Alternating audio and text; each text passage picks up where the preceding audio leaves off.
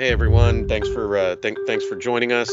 Hi, I'm Sune. We'll do some quick and then we'll jump right into it. Hey, I'm Sune. Looking forward to getting into our first episode here. We've teed up the topic of digging into, does the study of philosophy ever lead to answers or simply more questions? So I'll hand it over to my buddy Chirag. I think that's a great topic for us to start off with, right? Because, we're starting a philosophy podcast, but we should start with talking about what is philosophy, right? It's such a broad topic, and this goes philosophy goes back thousands of years. Um, you know, we should talk about the historical context of philosophy. What even is philosophy? I'm sure different people have different definitions, and just kind of talk about the historical context. We talk about our personal experience with philosophy, with religion, whatever the case may be. Why don't we start with what is philosophy, right? So I think, and Shanae have talked about this a little bit. Um, we think of it as kind of how just a guideline for how to live life, right? I mean, it could really be anything and everything. And what do you think? Yeah, no doubt about it. I mean, I think, we've got um, different perspectives and different theories and different ideas. But at the end of the day, I think as humans, we're always trying to figure out and better understand the world around us. And there's so many different ways that individuals in the past, through our uh, civilization have, tried to establish thoughts and um, organize them in a way that helps us to make sense of the world around us. And I Yeah. think, like the question, in our topic suggests, I feel like, the answer of like, hey, will we ever lead to answers or simply more questions? I mean, I feel like that's the beauty of philosophy is, just like the proverbial onion, like the closer Yeah. you think you get to answers, right? Like the more Yeah. And questions that end up coming out of it, right? right. I'm glad you said that, the beauty of philosophy. And I think that that's that's a unique aspect of philosophy. Like if you, and I don't want this podcast to turn into, more religious, but what I like about philosophy versus religion is that it's kind of more curious and more open, and it's about the questions, right? Not necessarily the answers. I think when you look at religions, oftentimes, and I don't want to generalize about religions, but oftentimes it's more about finding the answers, and once you have the answers, you kind of dig in, right? And what I like about philosophy is it's more about asking the questions. So I don't think our kind of how we're framing this in that does philosophy will lead to answers is a negative thing necessarily. It's you know I think it's a good thing. It's a good thing to be always asking questions, to always be questioning things. I mean, we've named this podcast "Question Everything," and I think that's a good thing. I think it's about getting to some answers, but really about questioning things and always being curious and having questions about everything around us, right? Yeah, yeah.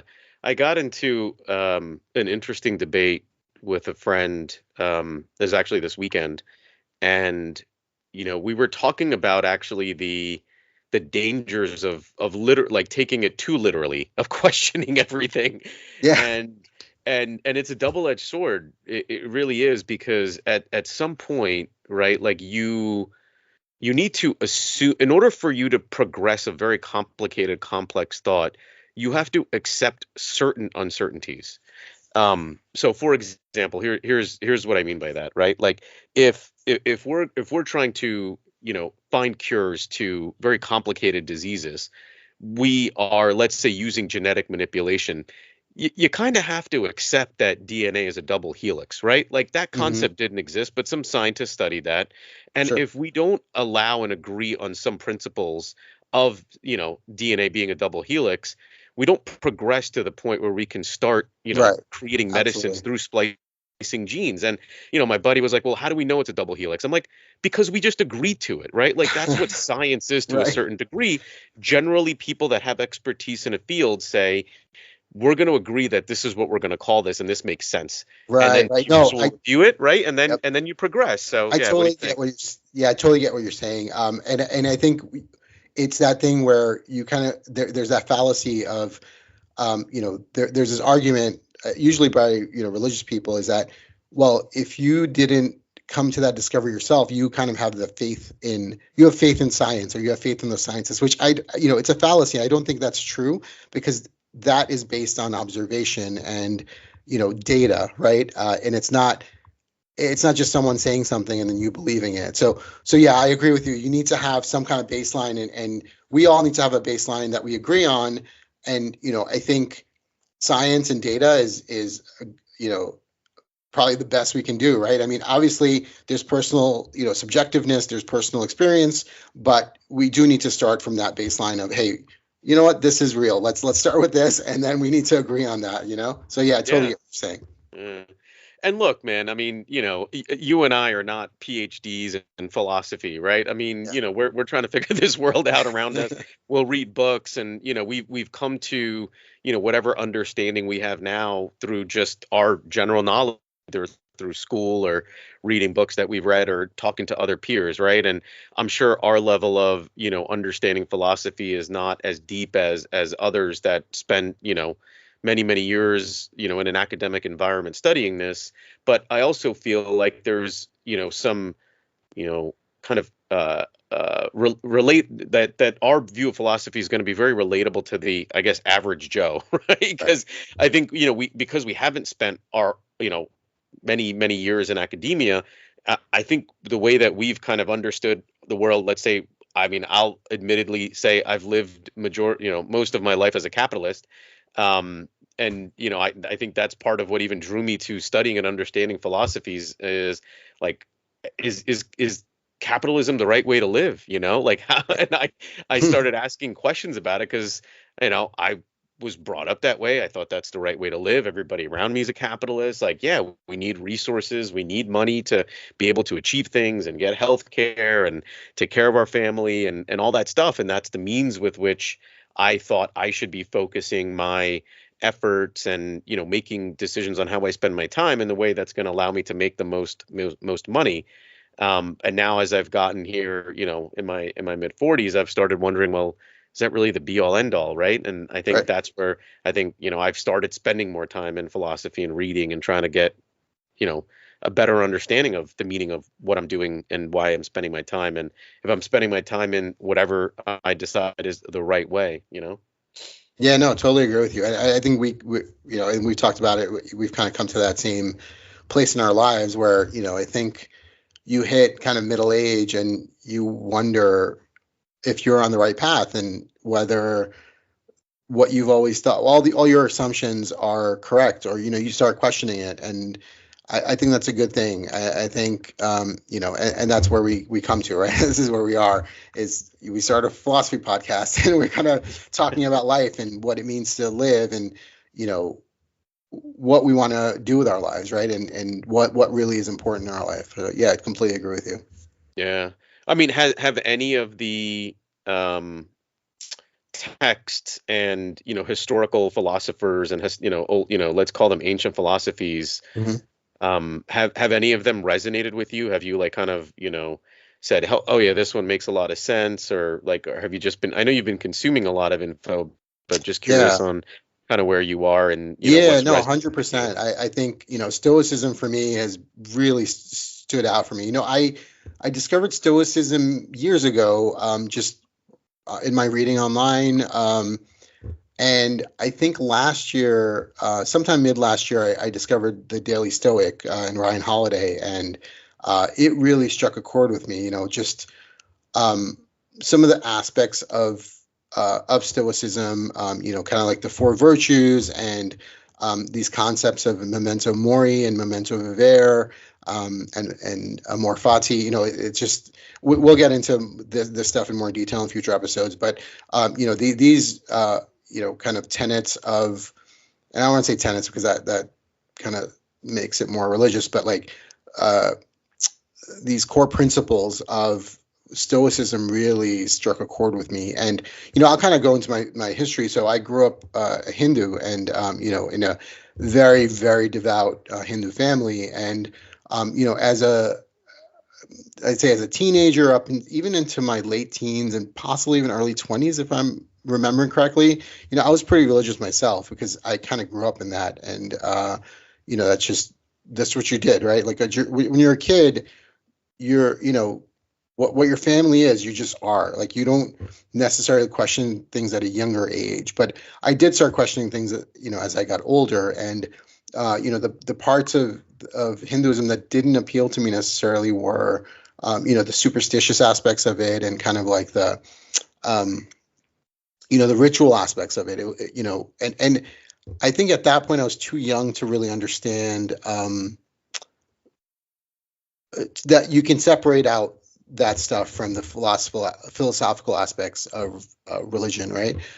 So that that in my early 20s, that kind of veered away from Hinduism, and it was only recently, like I said, in the past year, that I've come to Stoicism. And even, I'd say, even going back a few years, just reading about philosophy in general. I've read Buddhism, I've read Taoism, Confucianism. So I like certain aspects of each of those, right? I've been a big into meditation, into Vipassana meditation, which is a Buddhist form of meditation, for probably about 10 years now, on and off, but more so recently. But yeah, so I think for me, Stoicism has been a big one, and then pulling different parts of other philosophies and even religions, like you could consider Buddhism a religion, but pulling, I'm big into yoga as well, so that's an aspect of Hinduism, obviously, but Buddhism, Hinduism, and then Stoicism, big one for me. How about you, Sine? Yeah, it's an interesting, it's very similar to you in terms of, both my parents are Hindus and grew up in a Hindu household.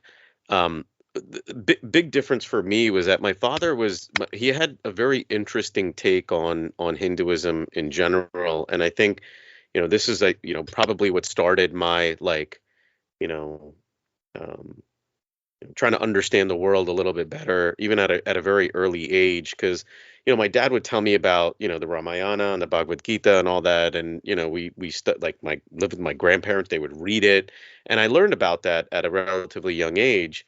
And when I would talk to my dad about it, my dad simplified religion into just a very simple principle. He's like, it just teaches you how to be a good person, live a good life. Like, that's what he just said. These are all stories and tales with a moral, and the morals are really intended to help create good people. And if everybody is a good person, then the world is going to be good all around you. And that's just sort of like how he distilled it. And of course, some of the stuff is very fanatical, and not fanatical, but very unbelievable, right? Like almost cartoonish. Like, you have, gods moving mountains and things like that, and a person with 10 heads and all that, right? Like, so it's, you can tell some of it is fictional, but the principles and the stories behind it were very relatable. Right. In that, good versus evil, and these are the things that good people do. This is the things that bad people do, and that's all they're trying to do and teach you. And I think because it wasn't necessarily taught through the lens of like, well, you have to be a Hindu and this is what you have to do, and it was taught more through the lens of like, good and bad, it set a very interesting foundation for philosophical journey for me, and really separating out religion from philosophy with me, despite the fact that I would go and participate in all of the traditional Hindu ceremonies, like going to temples and doing the traditions associated with pujas in the house, and priests coming for, like, engagement parties and all that stuff, right? Like for all the big ceremonies for deaths and weddings and all that. But I never felt like I was forced to be a Hindu, but rather just, hey, think about what it means to live a good life. And I think that allowed me to be a little bit more, open, and perhaps even, uh, like, not necessarily feel like with like having a conviction or a bias towards a particular religion or philosophy. So that's a bit of my history, man. I Yeah. know that, like, that's the other cool thing about Hinduism in general that I did like. I know you have some, like, thoughts about it as well, but it just felt very like, kind of like you can take it or leave it. Like, there's no like, yes, you must be a Hindu, and if you're not a Hindu, you're gonna die or go to hell. Like, Right. they're just, you're in Yeah. damnation. Like, it just never was like that. It's like, hey, if you like it, you like it. If not, just be a good person. Like, that's kind of the way I that's the way That's I great. viewed it. Yeah, no, that, and I actually, that's fantastic. I love your dad's perspective on that. I think my experience was a little bit different.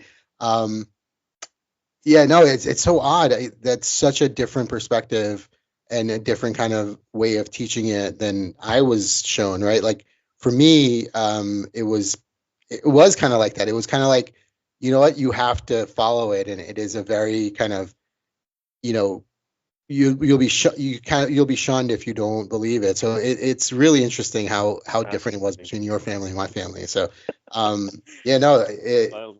I love your dad's perspective on that. That's fantastic. Yeah, it's And crazy. it's yeah, and Yeah. so much of like we said, of philosophy and religion is how do you be a good person, right? And we can all kind of disagree on the conclusions we come to, but if we can all agree that we're all trying to be good people and we're all trying to use these different tools to be good people, then we'll all probably be better off if we can, have that mutual understanding as a society and as humanity, right? Yeah, yeah. I mean, you've got like, a person that, I mean, listen, my dad was always, I guess, a bit more progressive than the average, Hindu Indian immigrant. Yeah. Um, and that's, I think, why he had that sort of open-mindedness towards it. But to your point, like, if if every single religion originally started as a way for humans in large groups to, coexist and survive and thrive, then yeah, you're right. Like, who cares which one you subscribe to, as long as you're focused on the part that is, let's just all agree on some basic sentiments of living a good life. And it doesn't mean that I have to subscribe to your specific way, but I mean, I believe every religion has good intentions. Yep. And I think people get so devout and get so bought into it at times, you almost become extreme. And then Yep. and that's like another topic to say, well, what the hell is what is that line? How do you define that line of being like extreme or passionate, or just a belief that, this is the way that I should live my life, so everybody should live this life. And if you don't agree with me, then, well, fuck you, and I'm gonna kill you. Like, and there's people out there like that, right? So Yeah. I don't know. Like, I don't know what that line is too. Maybe that's a topic for like another one of our conversations. But I agree with you, man. I think in general they all started off as ways for people to coexist in a good, healthy way, and not in a malicious way, not in a way of like, dominating the world or anything. I think they were just like, well, yeah, we all got to get along and, help each other out, and these are the ways and principles that, we should all subscribe to and study and teach each other, so Yeah. we can, Well, live long, healthy lives. yeah, no, yeah, I totally agree. I think that's what everything started out as, right? And but I think the main problem I see is that it was all tied in. I mean, these all these philosophies and religions started, in ancient times, pre kind of any like modern scientific understanding. Like they didn't have any kind of understanding, and I think a lot of the philosophy got tied in with, superstition because they needed ways to explain the natural world, right? Because that ties in with how we live our lives, right? Like if there's a and this is something I've been thinking about, there's a solar eclipse, right? How do you explain that if you don't know how the stars move, right? If you don't know how the moon and sun moves, so you need ways to explain that, and that kind of, you know creates all these superstitions, and the superstitions get so intertwined with the philosophy that it's hard to pull them apart, and I think that was my big hang up with religion, was that all the superstitions and, all that stuff, I couldn't get my mind around it, and I couldn't overlook that to get into the philosophy, and that's why I in my 20s veered away from religion. But yeah, no, I totally get you. I think all religions have good intentions, and I think there is definitely good in religion, right?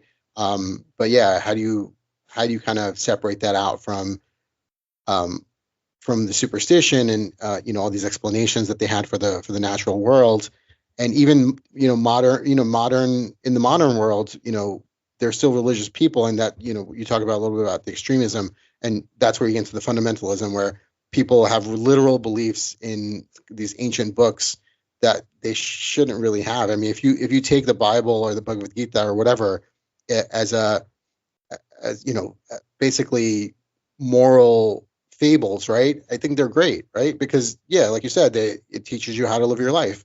But if you take them as literal truth, I think that that's when you get into a little bit of trouble, because then it doesn't really reconcile with the modern world and with science and our understanding of the natural world, right? Yeah. Yeah, no, it's true. And, we were talking a little bit before we got into it, and it even spurred in my head of like, is science a religion in a way, right? Like, that's an interesting topic because, you know, we do need to have a certain set of, um, agreed upon theories and agreed Mm, upon principles that you continue to build off of to continue to advance. And I think in many ways, if we look at science, like philosophy is not that different in many ways, right? Like the study of philosophy, I think will always, as we talked about, lead to more questions. And if you just, look at the branches that continue to come out as you keep digging deeper and deeper, and we're never going to really get to, I think, what meaning of life, right? Like, I mean, I think that's just always going to be in the eye of the beholder. But I right. do believe that, as we continue to advance and put more structure around our understanding and continue to look at history to inform, how we live better lives as humans, it it is going to keep teaching us things, but it also creates additional branches that we've never explored before as well. I mean, perfect case in point is AI. I mean, I know we'll get into that in different podcasts, but the world never had a concept like an artificial being that we're going to have to create and program a set of rules for it to obey and behave, right? Like that's just such a meta concept that, I mean, can you imagine like, if we didn't have philosophies from the past like that we've documented and continue to iterate and try to make sense of, like how difficult and complicated trying to figure out what the morality or the ethics of artificial intelligence should be. Forget about it, right? So Yeah. that's what I meant by like it's going to continue to, I think it's going to continue to lead to more questions, but I think it is why podcasts like ours should be like very meaningful and useful, because I think this is a forum with which we should talk about it and debate them and try to get to what we think will be a good way to exist as humans, good ways for us to treat each other that we can talk about and debate. And God knows we're not going to get it right, but that's the whole point of the debate. Like, do we think this makes sense? And what's the unintended consequences of us all agreeing to this? And then we can iterate it. Yeah, no, that's I think that's a great approach, and I think yeah, I'm really looking forward to digging into some of these topics. As even as we're talking, my mind's going off in a million directions of all the different things I want to talk about. You Yeah. bring up AI, and already I'm going in 20 different directions, thinking about all the stuff I want to talk about. Yeah, there's a lot there, right? I mean, Yeah. there's so much there. And one thing that you said that I would like to kind of double to drill into, if you Mhm. will, was some of the conflicts that you had with Hinduism, Mhm. and how some of it, eventually you were just like, hey, like I gotta find something else. Like, can you talk a little bit more about that? Yeah, I mean, just going back, like I said, I grew up in a very devout Hindu household, um, and I wouldn't necessarily call my family fundamentalist or even extreme, but it was all very like a literal kind of belief in God, and like I said, a lot of superstition. And I think that was my first. The superstition is what my first kind of the point where I started veering away, because it was just always I would always question the superstitions, and I would just get back, just basically just be quiet and you have to do this, like so that that was my first sticking point with Hinduism, and I'm not saying that's all of Hinduism. Maybe that was just my family's interpretation of Hinduism, but I think that was my big thing. But yeah, I mean, just veering away, I'd say once I did start veering away, I went almost to the opposite extreme where this was during, let's say it was maybe the late 90s, maybe early 2000s, where all kind of like these new atheists were up and coming, right? Like Richard Dawkins and Sam Harris and a few others. And I started reading a lot about, a lot of their work. And I think that led me down, and I'd say they were very kind of fundamentalist as well in a way, because they were very anti-religion, and I've kind of pulled away from that part of it, and I think I where I stand now is, obviously I'm more interested in philosophy than I am in religion. And I'd still consider myself an atheist, but maybe an agnostic atheist. I mean, these labels are all very kind of dicey anyway, because really they don't really mean much. But I think I'm to the point now where I'm okay with anyone believing anything they want. Like, that's not really in my business. The only time where I have a problem with it is if you try to legislate with religion, because I'm very firmly of the separation of church and state. But I don't want to get too much into politics or religion. But yeah, that's kind of where I stand. You know, I haven't gone back to Hinduism because I still see a lot of that. Obviously, I still live in a family that is very Hindu, right? And like my extended family, and you know, I think what is it? I think Jews say that you're kind of like a cultural Jew. So I consider myself a cultural Hindu, because you can't extricate yourself from it completely, because it's so intertwined in the culture, so part of the culture that you kind of have, like, there's ceremonies for everything, and you can't, it's not like you can just abstain from all Hindu ceremonies. It's just impossible. So I'm a cultural Hindu. So I participate in all the kind of family events and all that kind of stuff, but I don't believe, and that's kind of where I stand right now. And I still, I don't believe, but I still see the beauty of the culture and the religion, and I appreciate it, but I kind of stand outside of it in a way. How about Yeah. you? Do you have a similar experience? So my view is interesting because my dad would always try to rationalize all these, like, I don't even know if they were superstitions or if they were just like, like the cultural beliefs. So I'll give you an example, right? Like when men and women get married in like a Hindu ceremony, they do this thing called PT where they take, like, the yellow turmeric, right? And they put it on the woman's face and they put it on the guy's face. And, it sounds like a silly tradition, but like, the idea behind it was, oh, it makes your skin look lighter and fairer and more beautiful, and it's cleansing and it's an anti-inflammatory. And like back in the Right. day, they didn't have the meds that we have, right? So my dad would always like try to figure out the rational story as to why we have these certain traditions and like what's the logical reason for them to exist. So like he was such a pragmatist, right? So Yeah. that's why, like, even for me, like all this stuff, like even as I look at religion and the superstitious stuff, like it was very much about, is there a pragmatic, reason or rationale for why something like this does exist? And that's the lens through which I viewed it, right? And so there was never this like, draw to say, hey, you have to consider, you have to label yourself as a Hindu. It was more Right. like, well, this is just what we do. These are the tradition. This is, the ceremonies that we hold. And I mean, I feel like that's the intersection where, like what you were describing, shit becomes real, like Hmm. death, weddings, childbirths, like Yeah. that's when it becomes real. Like, oh, what should we do? Like, if we don't have, like, I feel like I should do something, like Right. Right. society No. says, like, when somebody dies, we should do something for that person. But like, I don't know what I don't know. Like, I don't know what I want for mine. Like, I haven't thought much about it, Sure. but Yeah. if you have a religion, then that's decided for you already, Yeah. So And you guys it's just reminded me of something as you were talking about that. So I remember very vividly, my father passed away in 2018. So it's about a little under 6 years now. And I very vividly remember, we had a very traditional Hindu funeral. And it was the first one that I had participated in, obviously being the son. There's a lot of stuff you have to do as part of the ceremony of the funeral. And I remember going through it all, and remember talking to my brother afterwards and thinking, you know what, there's some value in that, because you're doing all these things, it's very procedural. It kind of takes you out of the grief for a minute and allows you to kind of process it. And it was a really interesting experience because, obviously, I said I'm not religious, but I went through it because obviously my dad's a Hindu, and my mom was still living.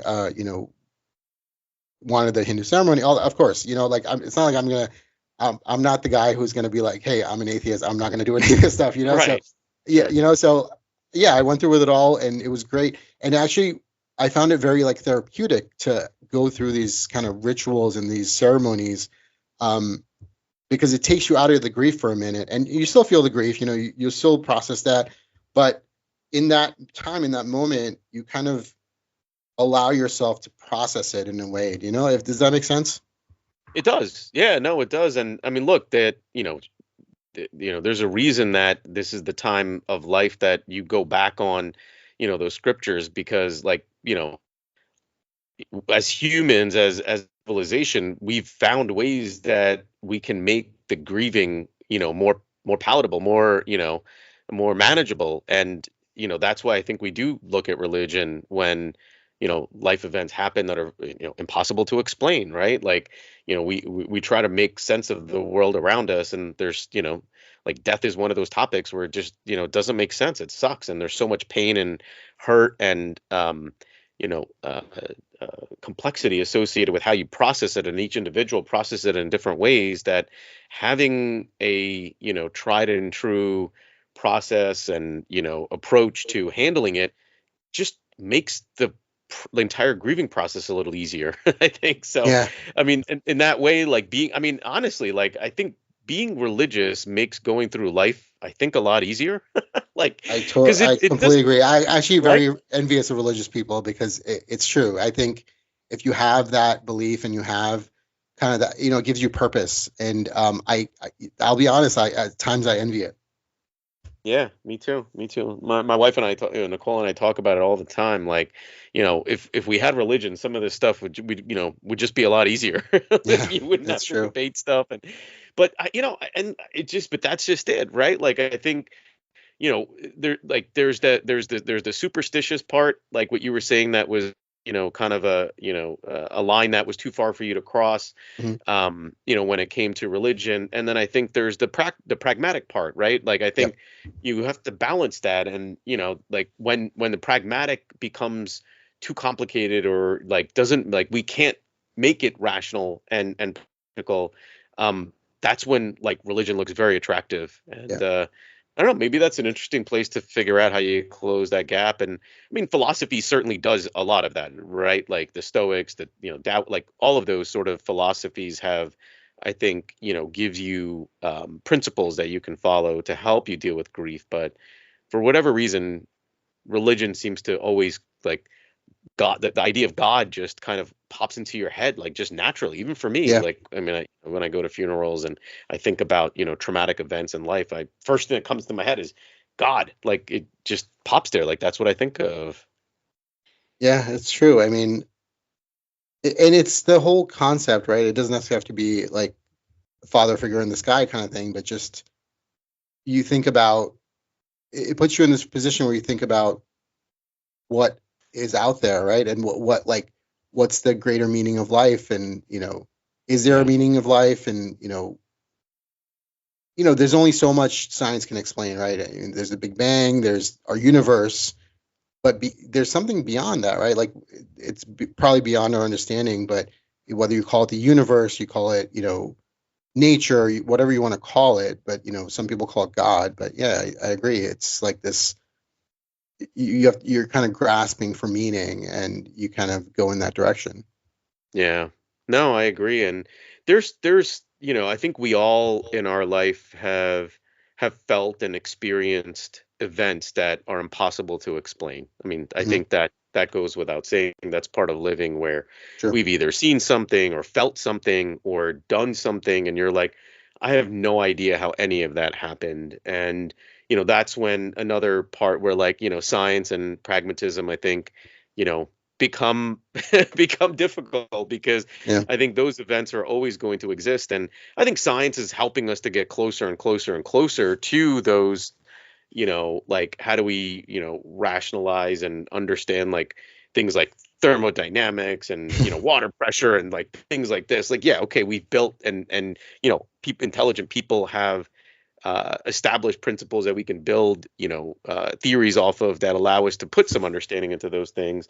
And maybe one day we'll be able to put, more of an understanding into the outer universe, and study and understand that some more. But at least in our lifetime, I think we have a hard enough time just figuring out what's going on here on Earth, man. So Yeah, yeah, I hear you, man. I think I love the metaphor of science as, a dark room and you're, a person with a flashlight in a dark room, right? Like I love that concept because it really is that, right? It's like you see little pieces of reality, but you don't always see the big picture. And I think that's, perpetually where we'll be as humanity, as a people, right? Because we'll never know all the answers necessarily, right? And we'll see little sure. pieces of it, but we won't necessarily see the whole picture, or we won't necessarily tie things together that might be connected, right? And I think that the universe, and there's so much out there,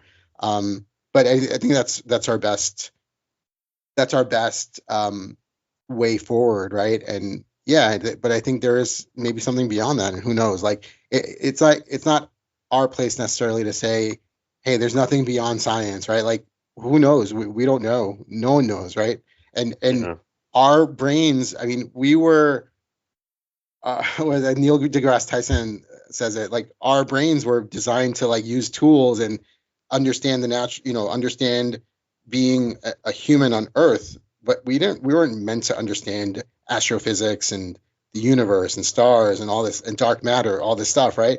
Like we are way exceeding our capacity for knowledge. So we're already way beyond our capacity, right? And who knows if we'll ever understand the meaning of life and all that stuff. But yeah, I Yeah. mean, I think it's interesting to talk about it at the end minimum, right? No doubt, man. And I wonder whether that's a feature or bug of our brain, you know? Like Yeah. is it intentional? Like is that what makes us, like as advanced as we are as a human species, the fact that we even have consciousness, right? Or Hmm. is it like that is that our like fatal flaw that we know event Right. like we know where our journey ends. We Is know that a we're going to mutation, die at right? some point, right? So Yeah, yeah, yeah, exactly. And I don't know, man. Like when we think about like philosophy and religion in general, and we're trying to get away, like find a way for us to coexist with our fellow species, species members, right? Like, you like, like I think that's another huge part of it is that because there's so many of us, 6, 7 billion now, whatever we have, yeah, and each one is individual. And you think about the complexities of each individual brain and each individual thought. The fact that we aren't like cavemen and just literally out there killing and destroying each other for territories is like in a primal way that other animals do. It's kind of amazing the fact that we've been able to grow as a species as big as we have due to, these constructs that we've made of rules of let's not just randomly kill each other. Although I don't know, like not to open the door in the gun debate, it seems like we're doing a lot of that in America these days. But yeah, it's not. Maybe that'll be another topic for another day. But my overall point being, I think the individuality of humans is also a really important reason why religion and philosophy needs to exist because we need to find a way for us to be able to still agree to certain principles but then have the freedom with which to continue to challenge and progress thought as well. And that's one of the coolest things about philosophy, I think, is that it does allow for both. It allows you to breathe. It doesn't force you to say, "Hey, you have to do this." It's like no, like we started at the beginning of the podcast, like keep asking questions, like challenge it. Like that's the whole point of it. yeah, absolutely. I think that's a great place to kind of tie things up. I think that's a great sentiment to end on. Cool, man. Um, yeah, I think that was a great discussion. And we didn't actually talk about this, but Suna and I recently last year lost a really close friend, Neil Pandya, who we went to college with and had been friends with for over 20 years. So I wanted to dedicate this podcast to Neil's memory. Yeah, amen, man. No doubt. Yeah, miss him, and yeah, he lost a tough battle to pancreatic cancer, and Yep. man, he was a hell of a fighter and hell of a friend, and yeah, he had a positive influence on all of our lives at a Yep. minimum, and I'm sure on everybody he touched. So And yeah, yeah, and no doubt. it's funny. I think he would have loved this podcast because he was always devil's advocate. He was always game for a debate, no matter what side he was on. So I think he would have loved this format and this debate style that we have. I know we'll have to bring one of our friends on as like a Neil impersonator, and just like be the the devil's advocate to everything you and I are saying. Yeah, absolutely. That'll be Good, fun. good call out, man. Yeah, this one's for Neil, man. That's great. Yeah, this Love one's it. for you. All right, bud. All right. That's the All right, pod. great. Well, I hope everyone enjoyed our first episode. And we'll get more into each of these topics. We're hoping to make this as fun and interesting as we can. And yeah, we're looking forward to it. All right, man. All right, that's the pod. Great discussion as always. We hope you enjoyed it. And if you want to join the conversation, email us at questioneverythingexcept@gmail.com. See you next time.